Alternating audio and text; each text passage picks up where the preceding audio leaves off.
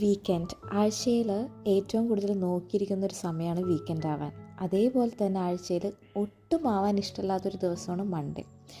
അതേപോലെ തന്നെയാണോ നിങ്ങളും? അപ്പോൾ വീക്കെൻഡ് ഇപ്രാവശ്യം ഞങ്ങൾ തീരുമാനിച്ചത് പുറത്ത് പോയി ബ്രേക്ക്ഫാസ്റ്റ് കഴിക്കാം. ഞങ്ങൾക്ക് ഭയങ്കര ഇഷ്ടമുള്ളൊരു ബ്രേക്ക്ഫാസ്റ്റ് കടയുണ്ട് ഇവിടെ, പേര് പറയണ്ട, ഒരു കടയുണ്ട്.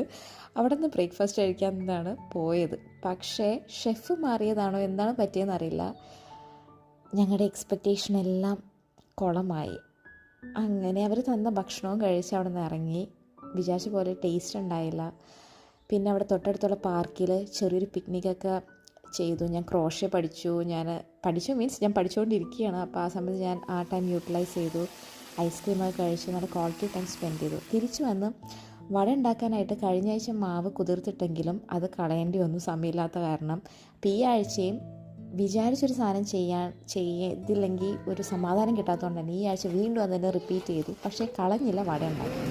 ഉച്ചയ്ക്ക് മന്തി ഉണ്ടാക്കി. ഇത് അടുത്ത ദിവസം സൺഡേ ബ്രേക്ക്ഫാസ്റ്റിന് ഉപ്പുമാവ്, ലഞ്ചിന് മന്തി വിത്ത് അറബിക് സാലഡൊക്കെ ഉണ്ടാക്കിയായിരുന്നു. ഭയങ്കര ഫ്ലേവറുള്ളൊരു ഡിഷാട്ടോ. ഇതിൻ്റെ റെസിപ്പി ഞാൻ എൻ്റെ ഷോർട്സിൽ തന്നെ ഷെയർ ചെയ്തിട്ടുണ്ട്.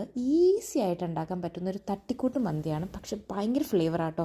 ഞങ്ങളുടെ ഫ്രണ്ട്സ് വന്നപ്പോൾ ഇതാണ് ഉണ്ടാക്കി കൊടുത്തത്. പിന്നെ ഒരു ചോക്ലേറ്റ് ഫഡ്ജ് ഉണ്ടാക്കി. പക്ഷേ ഇത് ഹെൽത്തി വേർഷനാട്ടോ.